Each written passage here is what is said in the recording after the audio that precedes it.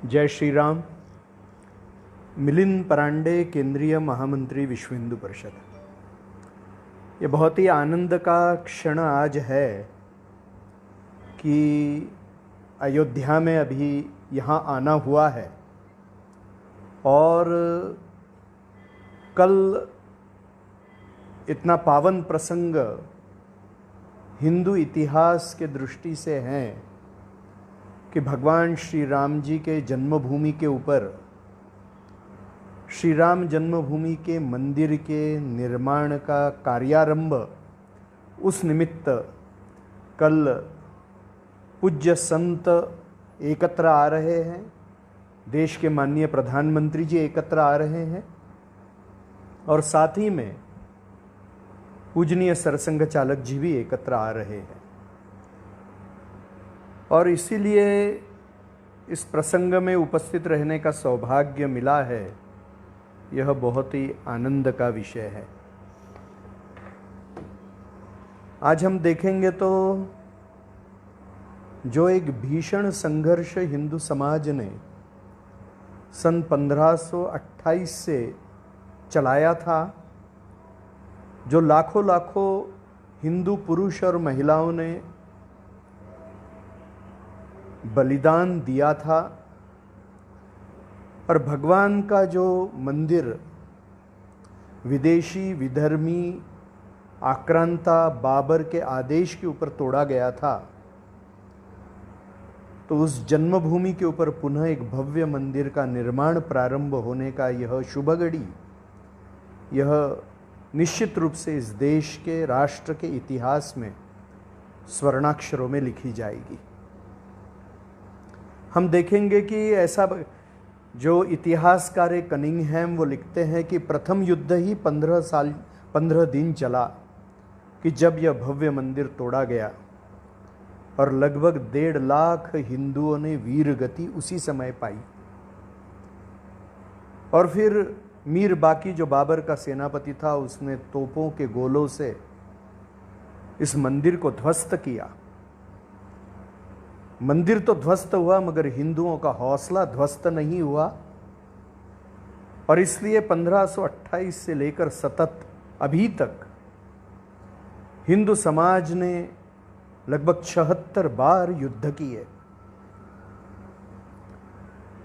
अलग अलग तरह के महापुरुषों ने, महान महिलाओं ने ये संघर्ष में हिस्सा लिया, बलिदान दिए और इस आंदोलन के साथ में विश्व हिंदू परिषद 1984 में पूज्य संतों के नेतृत्व में जुड़ गई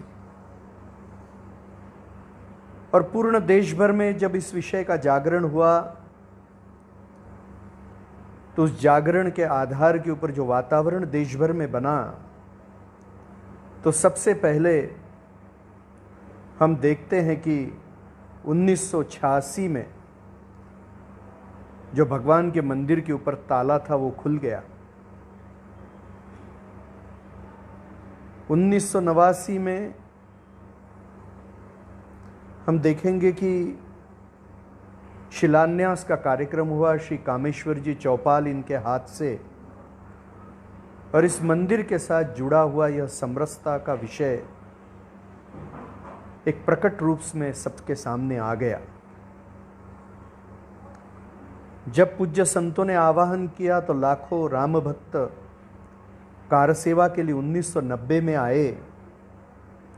दुर्भाग्य से उस समय जो मुलायम सिंह की सरकार थी उत्तर प्रदेश में, उन्होंने निहत्थे राम भक्तों के ऊपर गोलियां चलाई और भीषण नरसंहार उस समय हुआ। जो एक लंबी कड़ी है बलिदान की श्री राम जन्मभूमि के लिए, उसमें अनेक ऐसे राम भक्तों का बलिदान 2 नवंबर 1990 में हुआ। एक जबरदस्त आक्रोश संपूर्ण समाज में, पूर्ण देश भर में निर्माण हुआ और फिर गीता जयंती के पावन पर्व के ऊपर 1992 में, जिसको हम 6 दिसंबर भी कहते हैं, उस दिन हिंदू समाज के धैर्य का बांध टूट गया और हिंदू समाज ने वो अपमान का प्रतीक जो एक बाबरी ढांचा खड़ा था उसको ध्वस्त कर दिया। हम जानते कि इसी ढांचे में 1949 में एक चमत्कार के अंतर्गत भगवान का प्राकट्य हुआ था। उस भगवान के स्वरूप की रामलला की पूजा निरंतर चल रही थी और इसलिए वही भगवान एक कपड़े के मंदिर में 1992 में 6 दिसंबर गीता जयंती के दिन बैठ गए और उसके बाद में जो सारी कानूनन लड़ाई हुई उसका पटाक्षेप नवंबर में 2019 में हो गया और सुप्रीम कोर्ट ने यह भूमि श्री राम जन्मभूमि है इसको स्वीकारते हुए श्री राम जन्मभूमि तीर्थ क्षेत्र न्यास के नाम से कोई न कोई जो न्यास अभी बना है उस न्यास की व्यवस्था के निर्माण का आदेश केंद्र सरकार को दिया और वही न्यास फरवरी माह में 2020 में बन गया और उसके माध्यम से अभी कल का कार्यक्रम जो स्वर्णाक्षरों में लिखा जाएगा कि मंदिर के कार्यारंभ का उसका भूमि पूजन कल संपन्न होने जा रहा है। हम देखते हैं कि पूर्ण देश में नहीं तो पूर्ण विश्व में संपूर्ण हिंदू समाज में एक उल्लास का एक हर्षोल्लास का वातावरण है। देश विदेश से फोन आ रहे हैं कि जैसा कि पूज्य संतों ने विश्व हिंदू परिषद ने श्री राम जन्मभूमि तीर्थ क्षेत्र न्यास ने आवाहन किया है तो कल जब 5 अगस्त को कार्यक्रम प्रत्यक्ष भूमि पूजन का प्रारंभ होगा, इस मंदिर के कार्यारंभ का प्रारंभ होगा तो उस समय करोड़ों करोड़ों हिंदुओं के घर में भगवान की प्रार्थना होगी। अयोध्या के तरफ मुंह करके सब लोग पुष्प वर्षाव करेंगे, भगवान का नामस्मरण होगा, सत्संग होगा सुबह में 10:30 बजे से ही और सायंकाल को घर घर में सभी मंदिरों में दीपोत्सव होगा जो कि दिवाली जैसा वातावरण हो जाएगा। नेपाल है, थाईलैंड है, ऑस्ट्रेलिया है, न्यूजीलैंड है, अमेरिका है, यूरोप के अनेक देश है, अफ्रीका के अनेक देश है, ऐसे अनेक देशों में जो जो हिंदू रह रहा है वह हिंदू करोड़ों की संख्या में टीवी के ऊपर इस कार्यक्रम में देखकर इसमें सहभागी होगा क्योंकि कोरोना महामारी का यह जो एक भयानक प्रसंग अभी पूर्ण विश्व में चल रहा है उस कारण से अत्यंत सीमित संख्या में ही राम भक्त यहाँ पर पहुँच पा रहे हैं। हम देखेंगे कि भगवान का वर्णन हमारे शास्त्रों में रामो विग्रहवान धर्म ऐसा आया है और धर्म स्वरूप भगवान श्री राम जी को मर्यादा पुरुषोत्तम श्री राम जी को इतना जबरदस्त प्रवाह यानी एक प्रभाव संपूर्ण हिंदू समाज के ऊपर है और जो लाखों वर्षों से अबाधित है। भगवान श्री राम जी ने जीवन की मनुष्य जीवन की सारी मर्यादाएं अपने जीवन में जी के दिखाई। परिवार में रिश्ते कैसे रहे, भाई भाई का, पुत्र ने अपने माता पिता के साथ में पति पत्नी के प्रेम का, राजा करके कैसा व्यवहार करना है, हर चीज हर व्यवहार उन्होंने अपने जीवन में चरितार्थ करके दिखाया। और इसलिए हिंदू की जिनका एक में एक से अभिवादन भी राम राम से होता है अनेक जगह पर पूर्ण देश भर में हर राज्य में नामों में राम का कोई न कोई स्वरूप आता है। राम, रामन, रामकृष्ण, हर तरह के नाम पूर्ण देश भर में आते हैं और मृत्यु के बाद में राम नाम सत्य भी आता है। तो संपूर्ण हिंदू समाज के संस्कृति में यह राम, कृष्ण, शिव इनका यह एक सूत्र है कि जो समान है पूर्ण देश भर में, कि जो सूत्र इस देश को एकात्मता के सूत्र में गूंथ देता है। और इसलिए हम देखेंगे कि जो 76 लड़ाइयां हुई है तो संपूर्ण समाज का सहभाग इसमें रहा है क्योंकि भगवान श्री राम जी का यह मंदिर भी जो अभी बन रहा है वो हमारी जीवन मूल्य, हमारी संस्कृति, हमारी परंपराएं, हमारा धर्म विचार इन सब का प्रतीकात्मक है। हम देखेंगे कि जो अनेक बार विदेशी विधर्मी ऐसे मुसलमानों का और ईसाइयों का आक्रमण हुआ, ब्रिटिशों की सत्ता आई, पुर्तगालों की सत्ता आई, तो ये सारे के सारे ईसाई देश थे कि जिन्होंने अपने धर्म को यहाँ पर लादने का प्रयत्न किया। जो विदेशी विधर्मी मुसलमान आए, उन्होंने भी यहाँ का धर्म भ्रष्ट करने का प्रयत्न किया। और इससे पिछले 1500-2000 वर्ष जो संघर्ष चला है, संपूर्ण संघर्ष इस धर्म की रक्षा के कार्य का संघर्ष था, कि जिसके प्रतीक भगवान श्री राम है। श्री राम यानी रामो विग्रहवान धर्म। और इसलिए हम देखेंगे कि इस संघर्ष में, धर्म की रक्षा के संघर्ष में, जैसे हमको राम जन्मभूमि के संघर्ष में सभी लोग दिखाई देते हैं, वैसे ही अपने संस्कृति धर्म की रक्षा के परंपरा में भी संपूर्ण समाज के सभी वर्ग हमको खड़े दिखाई देते हैं। महाराणा प्रताप जी के साथ में हम देखते हैं कि पूंजा भील, जिनको राणा पूंजा भील भी कहते थे, वह खड़े रहे और उन्होंने अकबर के साथ में लोहा लिया। हम देखते कि ब्रिटिशों का संघर्ष आया तो राजस्थान के क्षेत्र में गोविंद गुरुजी, जो भील समाज के बहुत बड़े संत थे, वह भी खड़े रहे। हम ब्रिटिशों के साथ में संघर्ष देखते तो मध्य प्रदेश में टाटिया भील खड़े रहे, कि जो स्वतंत्रता सेनानी थे। झारखंड में जो जबरदस्त वनवासी समाज ने जो संघर्ष किया, हमको दिखाई देता है कि सिद्धू कानू दोनों भाई, कि जिन्होंने जो ब्रिटिश सारे संघर्ष में, धर्मांतरण के विरोध में, हर तरह के संघर्ष में उन्होंने भाग लिया। तो जो संथाल हूल हुआ, उस एक युद्ध में 20,000 से ज़्यादा संथालों ने अपने प्राणार्पण कर दिए। हम देखेंगे कि अकबर के साथ के संघर्ष में रानी दुर्गावती, इनका भी बहुत भीषण संघर्ष हुआ। ऐसे ही हम देखेंगे तो बिरसा मुंडा जी, भगवान बिरसा मुंडा जी, कि जिन्होंने ईसाइयों के धर्मांतरण को विरोध करने के लिए, धर्म की रक्षा के लिए झारखंड में संघर्ष किया। बुद्धू भगत है,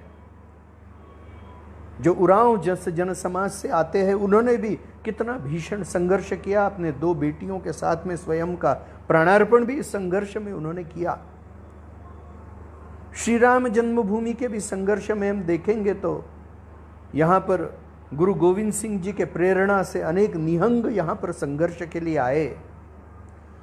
हम देखेंगे तो रानी जयराम कुमारी जी, हंसावर की रानी थी, वो संपूर्ण महिलाओं की सेना लेकर श्री राम जन्मभूमि को मुक्त करने के लिए आई।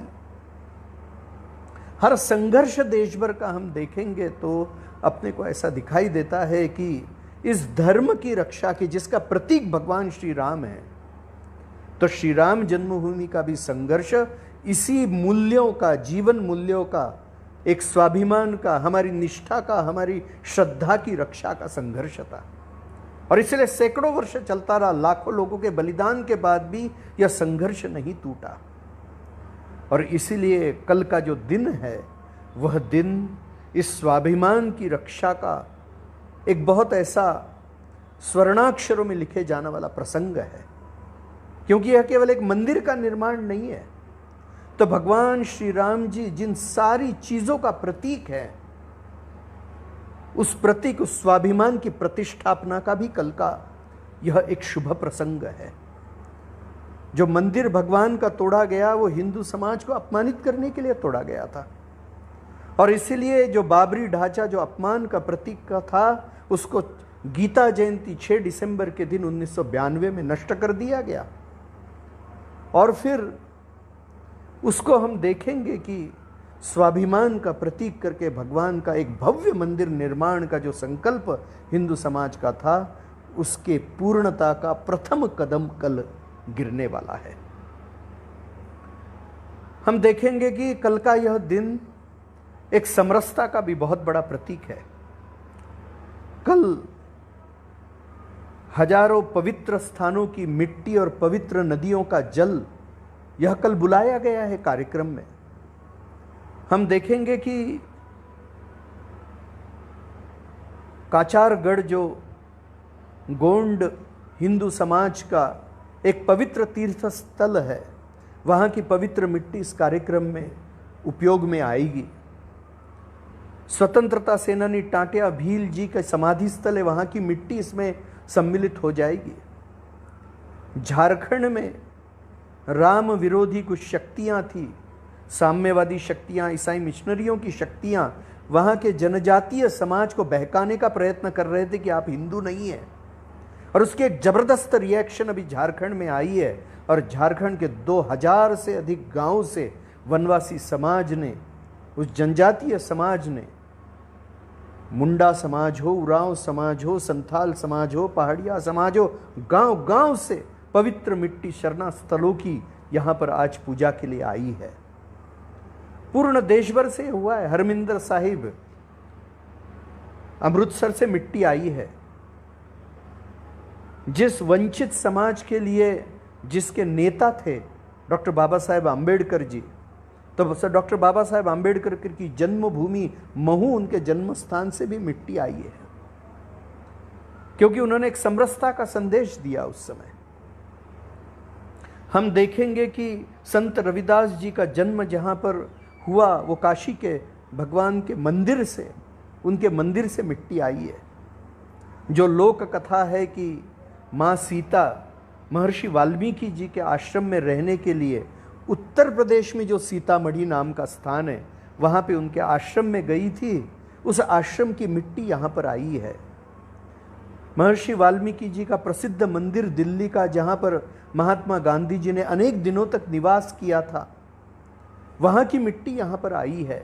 ऐसे देश भर से अनेक महापुरुष, महान महिलाएं हैं, अनेक पवित्र तीर्थ है, वहाँ की मिट्टी यहाँ पर आई है, क्योंकि भगवान श्री राम जी के जन्म स्थान का यह मंदिर, जो सामाजिक समरसता भगवान ने अपने प्रत्यक्ष जीवन में दिखाई, जो प्रेम का व्यवहार उन्होंने निषाद राज से किया, जो भक्ति का व्यवहार उन्होंने शबरी माता से किया, जो अहिल्या उद्धार का कार्य उन्होंने किया, वो सारे के सारे समरसता के विषय, उसका प्रतीक यह श्री राम जन्मभूमि का मंदिर बनेगा। कि ये मंदिर के निर्माण के बाद में वही प्रेम का प्रवाह, सामाजिक समरसता का प्रवाह अत्यंत द्रुत ऐसे गति से पूर्ण समाज में, देश में इस समरसता की गंगा बहेगी।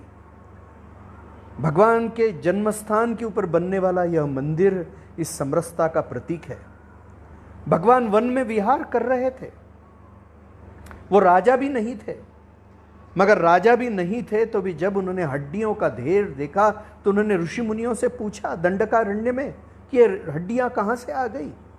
तो ऋषि मुनियों ने कहा कि आसुरी शक्ति, राक्षसी शक्तियां बहुत बढ़ गई है, उनके साथ लोहा लेने के लिए कोई भी नहीं है।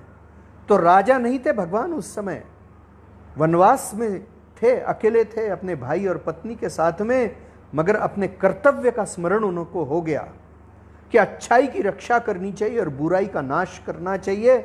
और उसी समय उन्होंने अपनी भुजा उठाकर यह शपथ ली कि मैं निशिचर ही न करहूं मही, यानी जो अत्यंत दुष्ट शक्तियां, इनका पृथ्वी के ऊपर से मैं समूल नाश कर दूंगा। पर हम देखेंगे कि भगवान के जीवन में यह जो एक प्रसंग है, यह केवल व्यक्तिगत चरित्र का प्रसंग नहीं है, तो यह राष्ट्रीय चरित्र का प्रसंग है कि समाज के लिए, राष्ट्र के लिए क्या योग्य है, वो योग्य बात मैं करूंगा। भगवान के जीवन में हमको दिखाई देता है कि उन्होंने कहा है कि लक्ष्मण जी कहते कि जाना है कि नहीं हमको अयोध्या वापस, कि यहीं रह जाए, ये सोने की लंका है। तो वो कहते नहीं, जननी जन्मभूमिश्च स्वर्गादपि गरीयसी, यानी सोने की लंका है, कोई दिक्कत नहीं है, फिर भी जन्मभूमि ही प्रिय है।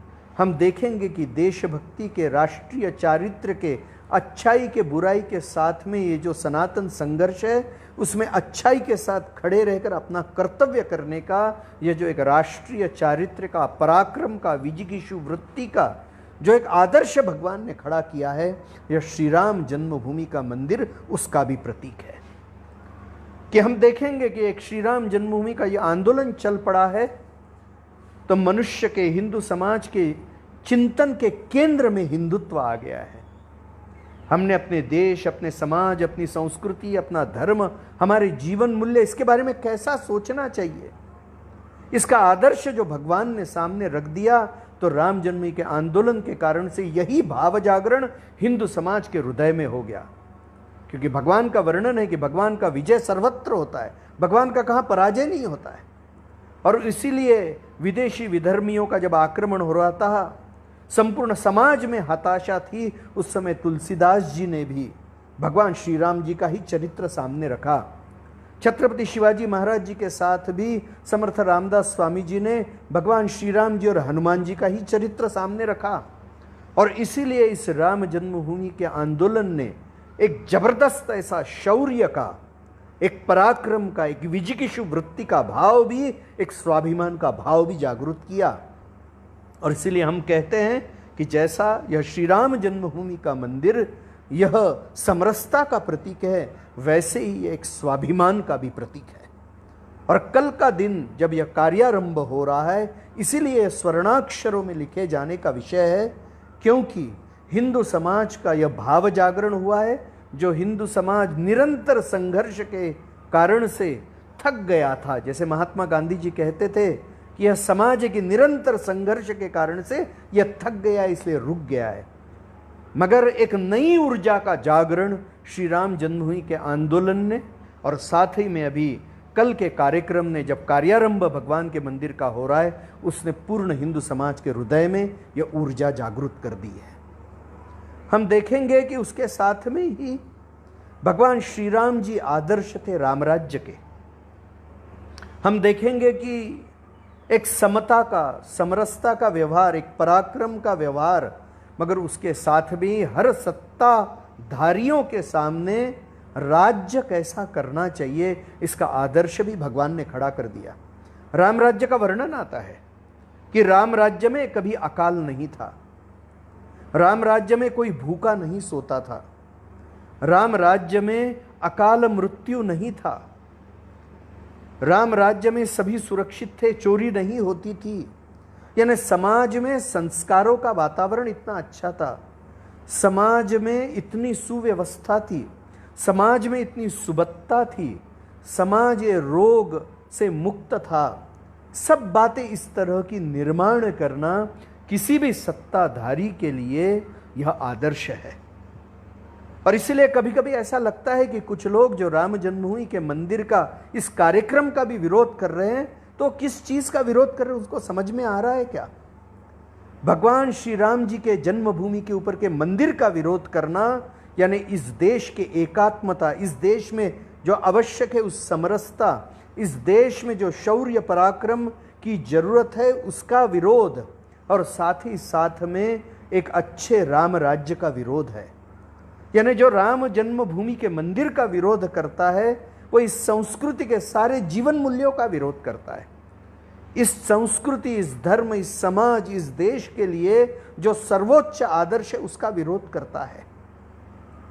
और इसीलिए जो श्री राम जन्मभूमि का विरोध करेंगे, हम उनका इतिहास देख ले, उनका सर्वनाश हो गया है।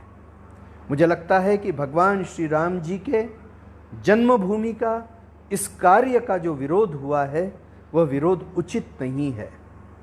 कुछ शक्तियां जो विदेशी भी है, विधर्मी भी है, आज भी समाज में भ्रम निर्माण करने का प्रयत्न कर रहे हैं, मगर वो यशस्वी नहीं होगा। क्योंकि जैसे राम जी का निरंतर सर्वत्र सदा विजयी ही होता है, वैसे राम भक्तों का भी सदा विजयी होता है। मराठी में एक कहावत है, समर्थ रामदास स्वामी जी जिन्होंने हिंदवी साम्राज्य की जब स्थापना छत्रपति शिवाजी महाराज जी कह रहे थे, तो उन्होंने एक सुंदर वाक्य कहा कि समर्थाची या सेवका वक्रपा है, असा सर्व भूमंडली कोना है। यानी क्या कि जो समर्थ, यानी जो भगवान श्री राम जी की भक्ति करते हैं, उनकी उपासना करते हैं, उनका अनुसरण करते हैं, उनके तरफ टेढ़ी नजर से देख सकेगा ऐसा इस संपूर्ण भूमंडल में कौन है। वो बड़े आत्मविश्वास से ये प्रश्न पूछते हैं, क्योंकि लाखों वर्षों का इस देश का इतिहास है कि जैसे राम जी का सदा और सदा निरंतर विजयी हुआ है, सर्वत्र विजय हुआ है, वैसा राम भक्तों का भी निरंतर और सदा विजयी ही होगा।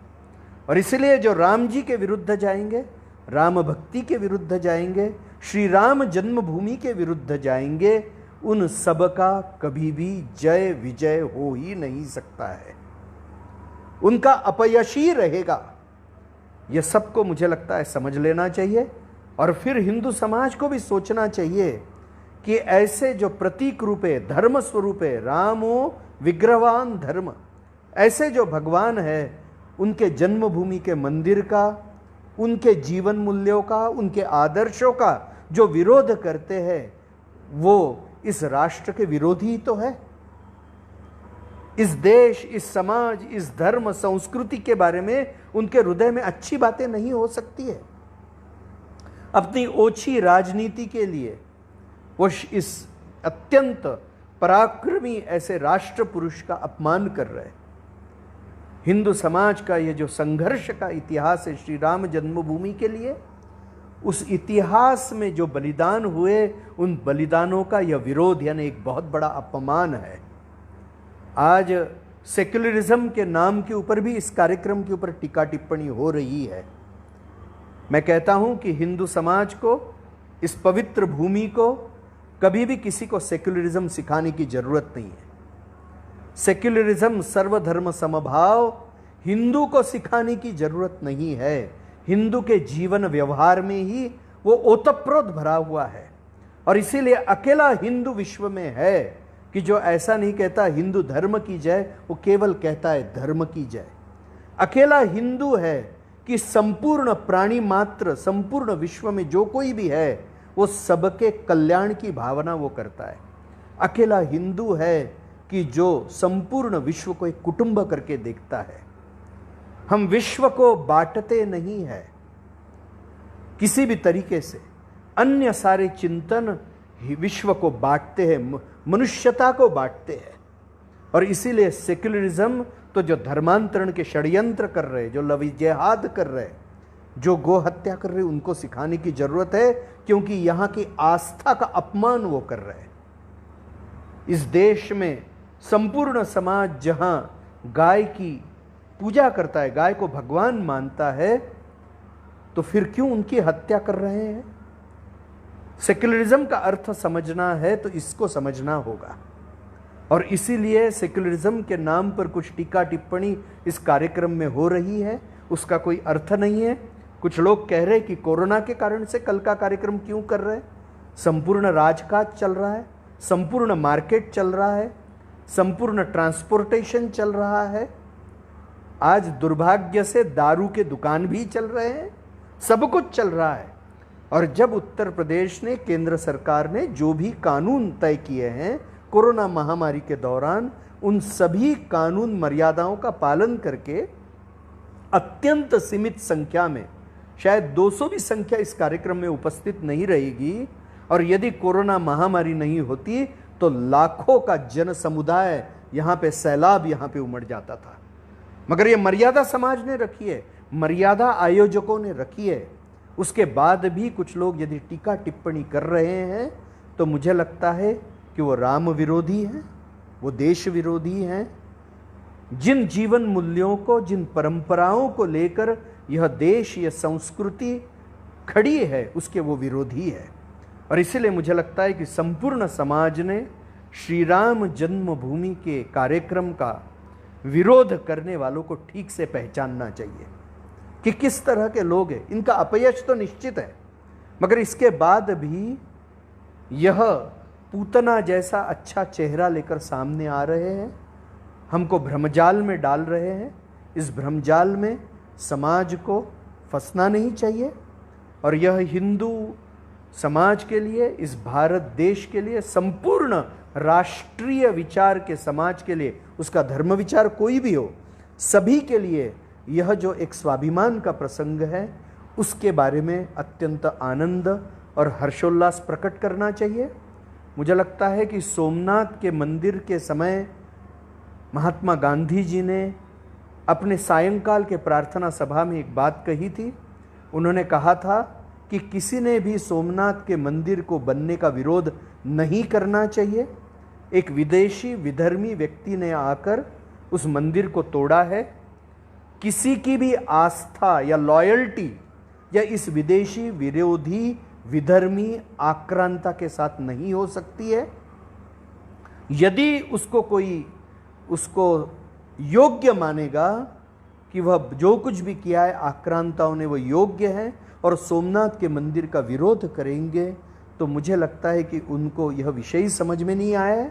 उन्होंने स्वतंत्रता का अर्थ समझाते हुए ये कहा था कि स्वतंत्रता का अर्थ यानी स्वाभिमान के चिन्हों की प्रतिष्ठापना है, और इसीलिए मुझे लगता है कि वही संपूर्ण तर्क, लॉजिक, चिंतन यह श्री राम जन्मभूमि के लिए भी सही है, और इसीलिए इसका विरोध करने वालों ने पीछे हटने की ज़रूरत है। उनको समझना चाहिए कि उनके ओछी राजनीति के लिए ये बातें नहीं करनी चाहिए। और अंत में केवल मुझे लगता है कि जो भविष्य आने वाला है, जो आगे का समय है, संपूर्ण विश्व में यह जो अत्यंत मंगलकारी ऐसा हिंदू चिंतन है कि जो संपूर्ण विश्व कल्याण की कामना करता है, किसी भी जाति, बिरादरी, धर्म, देश का यह व्यक्ति हो, संपूर्ण यच्चावत मानवता के कल्याण की कामना करने वाला हिंदू चिंतन है, कि उसका प्रभाव का समय पूर्ण विश्व में आगे आने वाला है। मुझे लगता है कि कल का यह जो मंगल प्रसंग है, इस नए युग का यह पहला कदम है कि संपूर्ण विश्व में पुनः यह विश्व मंगलकारी, संपूर्ण लोक कल्याणकारी जो चिंतन है, कि जो केवल अपने चिंतन, अपनी कृतज्ञता का भाव लेकर, अपने समन्वय का भाव लेकर, अपने समन्वय का समरसता का भाव लेकर और एक कर्तव्य का भाव लेकर चलता है, ऐसे हिंदू चिंतन कि जो कभी भी हिंसा के आधार के ऊपर या छल और कपट के आधार के ऊपर या प्रलोभन के आधार के ऊपर कभी बढ़ा नहीं है, वह हिंदू चिंतन का जो सुवर्ण युग पूर्ण विश्व में आने वाला है, उसका यह पहला किरण ऐसा यह कल का कार्यक्रम है। इस सारे कार्यक्रम के लिए मैं आपको बहुत बहुत मंगल कामनाएं देता हूं, क्योंकि हिंदू समाज ने जो संकल्प सैकड़ों वर्षों तक अपने जीवन में प्रज्वलित रखा, उसके लिए संघर्ष किया, उसके लिए प्रयास किया, उसके लिए प्रार्थना की, उसके लिए बलिदान किया, वह संघर्ष फलीभूत होकर कल यह संपन्न होने वाला है।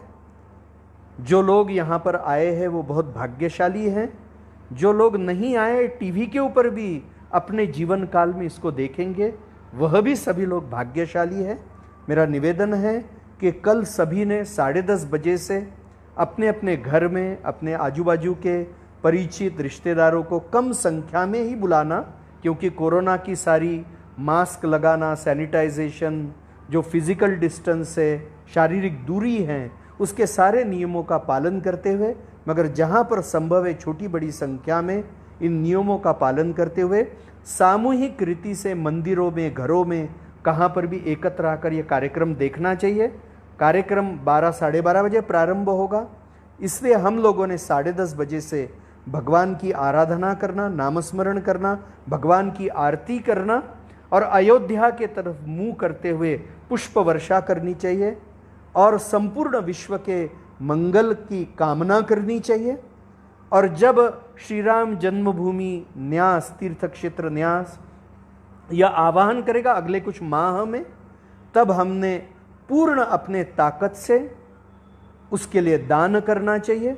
श्री राम जन्मभूमि न्यास, तीर्थ क्षेत्र न्यासी अकेला धन के लिए आवाहन कर सकता है, दान के लिए, बाकी कोई भी इसके लिए आवाहन नहीं कर सकता है, वो गैर कानूनी है।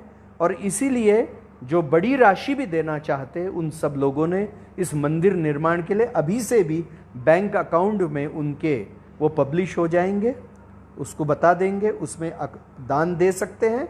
और फिर एक आवाहन अगले कुछ महीनों में हर कोई कर सकता है, इस तरह का आवाहन होने वाला है। वो दान का भी संकल्प हम कल करें। सायंकाल को मंदिरों में, घरों में दीप प्रज्वलित करते हुए भगवान के जन्मभूमि के मंदिर का कल प्रारंभ हो रहा है, उसके निमित्त भूमि पूजन हो रहा है। तो अपना आनंद, उत्साह प्रकट करने के लिए दीप भी अपने घरों में, मंदिरों में, अपने व्यवसाय के केंद्रों में, मार्केट्स में, सब जगह लगाए और कल का दिन यह दिवाली जैसा मनाएं। हम फटाके भी फोड़ सकते हैं, हर्षोल्लास कर सकते हैं, सब कुछ एक ऐसा आनंद का वातावरण, प्रसाद का वितरण करें और कोरोना महामारी की जो सारी की सारी मर्यादाएं उनका पालन करके, मगर ये अत्यंत आनंद का दिन है, सभी की शुभकामना हृदय में धारण करते हुए इसको हम मनाएं। इतना ही मेरा निवेदन है। जय श्री राम। भगवान आप सबके ऊपर पूर्ण कृपा रखे और भगवान का स्मरण आपको निरंतर रहे। इतना ही मेरा भगवान के चरणों में प्रार्थना है। जय श्री राम।